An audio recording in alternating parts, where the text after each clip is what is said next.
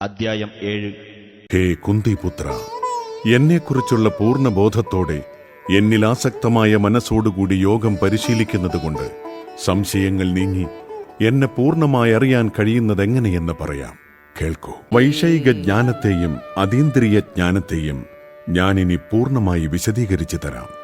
അതറിഞ്ഞാൽ പിന്നെ നിനക്ക് വേറെ ഒന്നും അറിയേണ്ടതായിട്ടില്ല. ആയിരക്കണക്കിന് ആളുകളിൽ ചിലപ്പോൾ ഒരാൾ പൂർണ്ണത നേടാൻ ഉദ്യമിച്ചേക്കാം.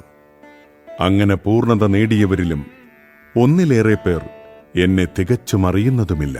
എന്റെ ഭിന്നമായ ഭൗതിക പ്രകൃതി, ഭൂമി, ജലം, അഗ്നി, വായു, ആകാശം, മനസ്സ്, ബുദ്ധി, മിഥ്യാഹങ്കാരം എന്നിങ്ങനെ 8 അടങ്ങുന്നതാണ്. ഇവയ്ക്ക് പുറമെ, ഹേ മഹാബാഹുവായ അർജുന, എനിക്ക് മറ്റൊരു ഉത്കൃഷ്ട ശക്തി കൂടിയുണ്ട്. ഈ താഴ്ന്നതരം ഭൗതിക പ്രകൃതിയുടെ വിഭവങ്ങളെ ചൂഷണം ചെയ്യുന്ന ജീവഗണങ്ങളാണത്.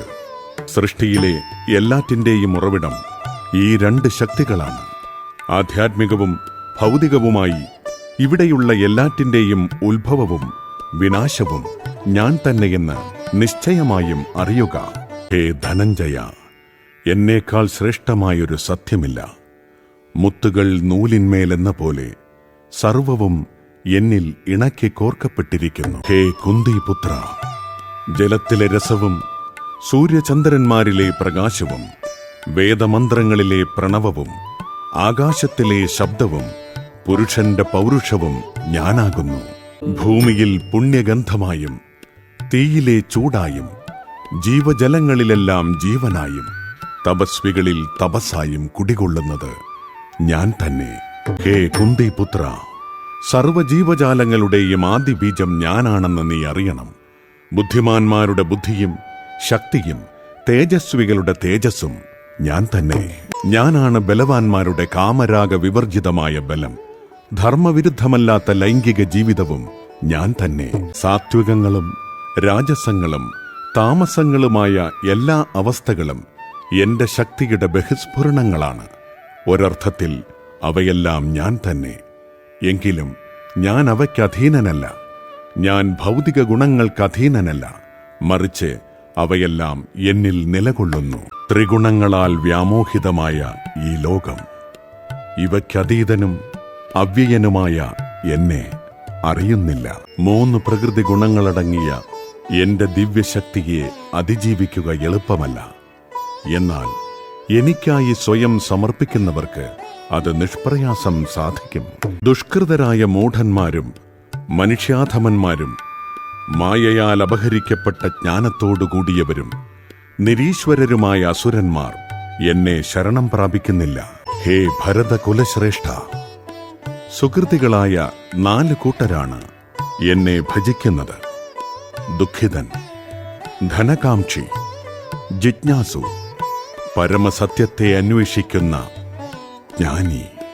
ജ്ഞാനസഹിതമായ ശുദ്ധഭക്തിയുത സേവന നിരതനായിരിക്കുന്നവനാണ് ഇവരിൽ വെച്ച് ഉത്തമൻ.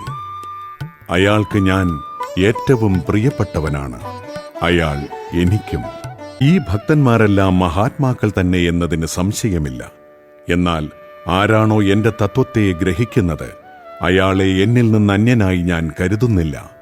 അയാൾ എന്റെ ദിവ്യസേവനത്തിൽ ഏർപ്പെട്ടിരിക്കുകയാൽ സർവോന്നതവും പരിപൂർണവുമായ ആത്യന്തിക ലക്ഷ്യത്തിൽ നിശ്ചയമായും എത്തിച്ചേരും. അസംഖ്യം ജനന മരണങ്ങൾക്ക് ശേഷം ജ്ഞാനവാനായ വ്യക്തി സർവജ്ഞനാണ്. കാരണങ്ങൾക്കും കാരണഭൂതനും സർവവ്യാപിയുമെന്ന് മനസ്സിലാക്കി എന്നെ അവർ ശരണം പ്രാപിക്കുന്നു. അപ്രകാരമുള്ള മഹാത്മാക്കൾ വളരെ വിരളമാണ്. ഭൗതികാഭിലാഷങ്ങളാൽ അപഹരിക്കപ്പെട്ട ജ്ഞാനത്തോടുകൂടിയവർ ദേവന്മാരെ ശരണം പ്രാപിക്കുന്നു. പ്രത്യേക നിയമങ്ങളും നിബന്ധനകളും അനുസരിച്ച് അവർ സ്വപ്രകൃതിയാൽ ദേവന്മാരെ ആരാധിക്കുന്നു. ഞാൻ പരമാത്മരൂപേണ സർവഹൃദയങ്ങളിലും കുടികൊള്ളുന്നു. ഏത് ദേവതയെ ആരാധിക്കാൻ ആഗ്രഹിക്കുന്നുവോ ആ പ്രത്യേക മൂർത്തിയിൽ മുഴുവൻ ശ്രദ്ധയും കേന്ദ്രീകരിക്കത്തക്ക വിധം ഒരാളുടെ വിശ്വാസം ഉറപ്പിക്കുന്നത് ഞാനാണ്. അങ്ങനെ വിശ്വാസമുറച്ച് ഒരു ദേവനെ ആരാധിക്കാൻ മുതിരുന്ന വ്യക്തിക്ക് താൻ ഇച്ഛിക്കുന്നത് കൈവരും. വാസ്തവത്തിൽ ഈ അഭീഷ്ടം നിറവേറ്റുന്നത് ഞാൻ തന്നെയാണ്. മൂഢന്മാരാണ് ദേവന്മാരെ ആരാധിക്കുന്നത്. അവർക്ക് കിട്ടുന്ന ഫലമാകട്ടെ തുച്ഛവും ക്ഷണികവുമത്രേ. ദേവന്മാരെ പൂജിക്കുന്നവർ ആ ദേവന്മാരുടെ ലോകങ്ങളിലെത്തും. എന്റെ ഭക്തന്മാരാകട്ടെ പരമോന്നതമായ എന്റെ ധാമത്തിൽ എത്തിച്ചേരുന്നു. പരമദിവ്യോത്തമ പുരുഷനായ ഞാൻ ഒരിക്കൽ അവ്യക്തിഗതനായിരുന്നുവെന്നും പിന്നീടാണ് വ്യക്തിയായതെന്നും എന്നെ മനസ്സിലാക്കാത്ത മന്ദബുദ്ധികൾ കരുതുന്നു. അക്ഷയവും അത്യുന്നതവുമായ എന്റെ ഉത്കൃഷ്ട സ്വഭാവത്തെപ്പറ്റി അല്പജ്ഞാനികൾക്കറിഞ്ഞുകൂടാ. ബുദ്ധിയില്ലാത്തവർക്കും മൂഢന്മാർക്കും ഞാൻ ഒരിക്കലും പ്രത്യക്ഷനാകില്ല. യോഗമായ എന്ന എന്റെ അന്തരംഗ ശക്തി അവരിൽ നിന്ന് എന്നെ മറച്ചുവെക്കുന്നു. തന്മൂലം അജനും അവ്യയനുമാണ് ഞാനെന്ന് അവർ അറിയുന്നത്. പരമപുരുഷനായ എനിക്ക് പണ്ടുണ്ടായതും ഇന്ന് സംഭവിക്കുന്നതും മേലിൽ വരാൻ പോകുന്നതുമായ എല്ലാം അറിയാം. എല്ലാ ജീവാത്മാക്കളും എനിക്ക് സുപരിചിതമാണ്. പക്ഷേ എന്നെ ആർക്കും അറിയാൻ വയ്യ. ഹേ ശത്രുഞ്ജയനായ ഭാരത, എല്ലാ ജീവജാലങ്ങളും ജനനം മുതൽക്കേ രാഗദ്വേഷങ്ങളാകുന്ന ദ്വന്ദ്ങ്ങളാൽ വ്യാമോഹിതരാകുന്നു. പൂർവജന്മങ്ങളിലും ഈ ജന്മത്തിലും പുണ്യകർമ്മങ്ങൾ ചെയ്തിട്ടുള്ളവർ അവരുടെ പാപഫലങ്ങൾ നിർമാർജനം ചെയ്ത് ദ്വന്ദ്വവ്യാമോഹങ്ങളിൽ നിന്ന് വിമുക്തരാകുന്നു. അങ്ങനെ അവർ ദൃഢനിശ്ചയത്തോടെ എന്റെ സേവനത്തിൽ മുഴുകും. വാർദ്ധക്യത്തിൽ നിന്നും മൃത്യുവിൽ നിന്നും മോചനം നേടാൻ പ്രയത്നിക്കുന്ന ബുദ്ധിമാന്മാർ ഭക്തിഭരിതമായ സേവനത്താൽ എന്നെ ആശ്രയിക്കുന്നു. ആധ്യാത്മിക പ്രവർത്തനങ്ങളെപ്പറ്റി പൂർണ്ണ ജ്ഞാനമുള്ള അവർ വാസ്തവത്തിൽ ബ്രഹ്മം തന്നെ. എന്നെ അറിയുകയും എപ്പോഴും എന്നെക്കുറിച്ചുള്ള ബോധം പുലർത്തുകയും ചെയ്യുന്നവർ ഭൗതിക പ്രപഞ്ചങ്ങളുടെയും ദേവന്മാരുടെയും സർവയജ്ഞങ്ങളുടെയും നിയന്താവായ ഭഗവാനാണ് ഞാനെന്നറിയുന്നവർ മരണസമയത്ത് പോലും എന്നെ സ്മരിക്കും. ഓം തത്സദിതി ശ്രീമദ്ഭഗവദ്ഗീതാസു ഉപനിഷത്സു ബ്രഹ്മവിദ്യായാം യോഗശാസ്ത്രേ ശ്രീകൃഷ്ണാർജുന സംവാദേ ജ്ഞാനവിജ്ഞാനയോഗോ നാമ സപ്തമോധ്യായഃ.